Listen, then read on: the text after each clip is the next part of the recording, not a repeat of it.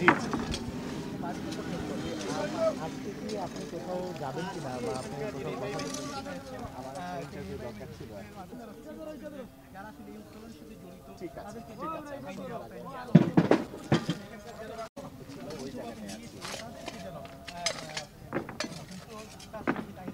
G G G, thank you, আসসালামু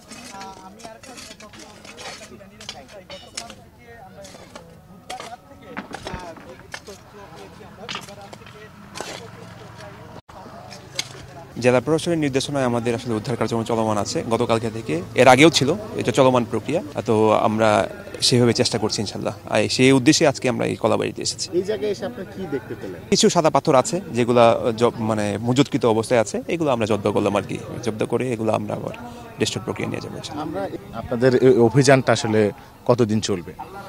জেলা প্রশাসনের নির্দেশনা যতদিন, ইনশাল্লাহ এটা কারো চলমান থাকবে আর কি, যতদিন থাকবে এটা জেলা প্রশাসনই সময়ে সময়ে আমাদেরকে ঘোষণা করবে কতদিন চলবে।